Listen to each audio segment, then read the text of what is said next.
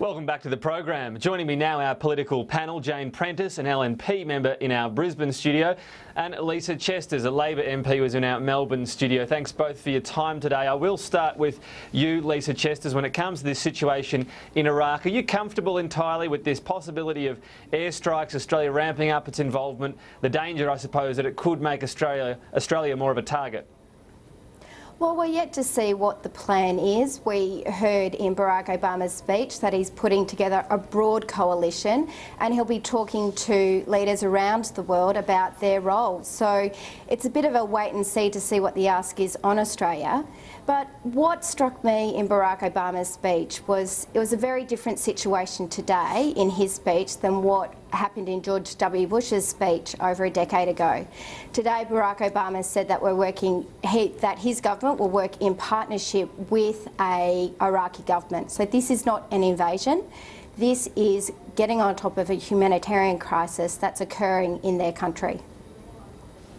Yeah, Barack Obama certainly keen to have that difference between this time and 2003. Jane Prentice, in terms of what's being done by the government at home and the terror threat, we know they've had this push for stronger anti-terrorism laws and a bit of rhetoric about Team Australia, if you like.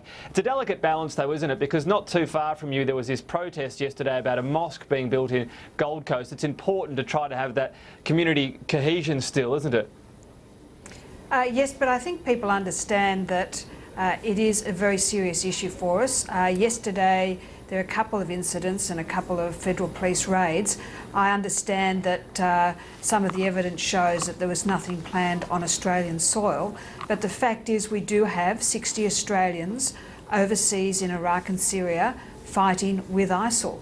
And so we are involved, like it or not. And I think we need to take action sooner than later, if that's what America's calling for. I was heartened by Obama's comments that he wanted a broad coalition, and I think it is important that we have as many countries as possible in that coalition. Only a few weeks ago I finished doing the defence program with the parliamentary team up in the Northern Territory, the Pitch Black exercise, which is where a coalition of different air forces work together. And that was a great experience, and I'm sure that will hold them in good stead for any future action.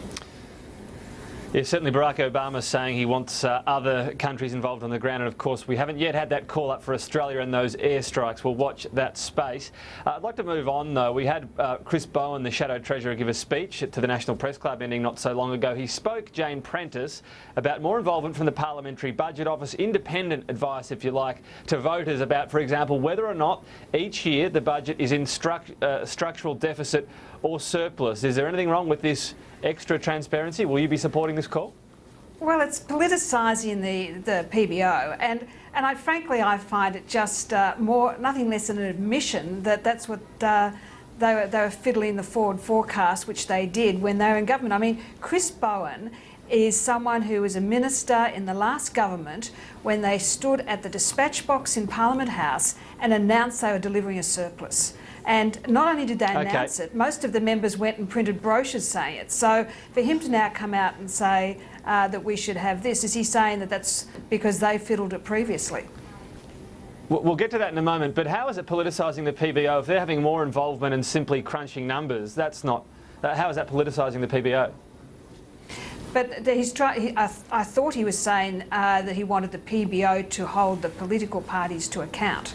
And what I'm saying is that the PBO at the moment is sort of one step removed from the political process. So, I mean, Mr Bowen was a member of the government that made announcements such as the mining tax, and announced that they were going to spend $17 billion based on the income from that.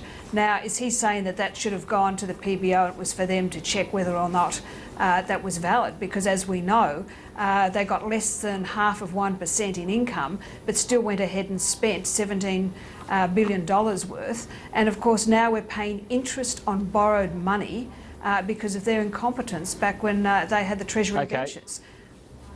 Lisa Chesters, Jane Prentice makes the point that Labor stood up, they said they'd get surpluses, they didn't. If these changes were in place then, would you have had the PBO say that Labor's economic forecasts were way out? Well, what these reforms are about today, which Labor has announced, is greater transparency. Like, we've seen calls for budget emergencies, we've seen that to be the justification for why we need these really harsh austerity budget measures that were handed down by the Treasurer. What we've seen is the politicisation of Treasury, and Labor's reforms will actually help clear that up, will actually provide greater transparency so Australians can really understand what's going on in our budget. When it comes, though, to if this had applied when Labor were last in government and Wayne Swan's projections, he was accused of using positive or the upside of economic forecasts, it could have actually been something that perhaps kept Labor to account. Was that part of Chris Bowen's speech perhaps a little bit of a dig at Wayne Swan as Treasurer compared to his own performance? Not at all. What the speech was about today was saying that today's Treasurer and future Treasurers will have greater transparency about their budgets. Now, the only reason why the government would not support these changes if they've got something to hide. Like, this is Labor in opposition saying that everybody wants a clear understanding about the budget, that we want the transparency, we want to understand, so that we can stop using and listening to terrible slogans like budget emergency and so on and so forth. If the government has got something to hide, then they will vote down the proposals that are being put forward by Labor.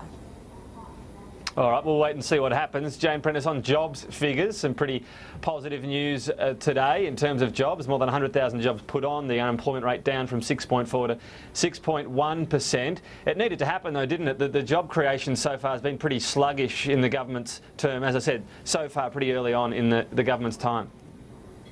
Well, Tom, obviously anyone who wants a job who can't get one is a concern, and we're just making sure that the economic policies we put in place foster growth. We need to cut red tape, which we're doing because, of course, the people who offer employment, not government, it's small business in particular and other businesses and companies out there, and we need to give them the economic framework so that they can employ more people, that there's some positive messages in the economy, that they want to progress their companies and their businesses going forward, and that's the way we'll create jobs, is to make it a better environment to fix the budget and get the economy back on track. We heard Tony Abbott give a very specific number. It can always be dangerous, 1 million jobs in 5 years. If that target isn't on track at the next election, will you be putting your hand up? Well, I'll be doing everything from now until the next election to make sure we can make that target possible. I mean, there's a lot of different factors affecting those targets, but that's a great one to aim for, and I hope we overachieve it. Lisa Chester's Labor has been critical when we've seen the employment rate go up. A big drop today, a lot of jobs created. Are you giving some credit to the coalition?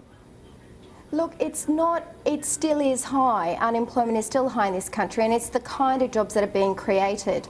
Like, I do fear what the unemployment figures will be in the future months. We're still yet to see the redundancies occur in the car industry, which are good, high-skilled jobs, and also the unemployment, what will happen when we see all the public servants, again, good, full-time jobs. What I think Australians really want to see is a plan to create jobs that they can count on. The nature of employment in this country is becoming increasingly insecure. People are having to rely on 2 or 3 part-time jobs to make a full-time job, and that job security continues to hang over them as being a #1 concern. So unemployment is still too high. Well, we know it's a pretty volatile figure. We'll wait and see where it tracks over the next year or two. No doubt the two major parties will. Jane Prentice, just on asylum seekers, someone pretty close to your neck of the woods, Wyatt Roy, your colleague, said that he wants the humanitarian intake of asylum seekers to double. We know the government came to power and cut that number. Is this what's needed to put a bit of a softer, more humane face on the tough border protection policy? Well, Tom, a lot of it gets back to what we can afford as a country. Now, Minister Morrison has already announced that 4,400 places have been set aside for refugee and humanitarian applications from the problems in Iraq and Syria. But I've been on the record many times saying that as soon as we can afford it, the people I'd like to see targeted are those very vulnerable ones in the refugee camps in East Africa. And those people, fortunately, we've been able to target them in recent times. But the problem is we're still paying $1,000 million a month in interest fees. That's wasted money. Right, Lisa Chesters, we've only got about 20 seconds left. Quickly, your thoughts on this. Would you welcome this? this question of can we afford it as a country, like every asylum seeker I've ever met is very keen to get to work and start contributing to their new country. So Labor's always supported and continues to support. It's part of our policy to have a higher intake of refugees, and I believe we'll continue to have that as our policy leading up to the next election. But to say we can't afford it, we're a rich country and these people are keen to work. We'll have to leave it there. Lisa Chesters and Jane Prentice, thank you for your time as ever. Thank you for watching, and Thanks, stay Tom. with us for Newsday.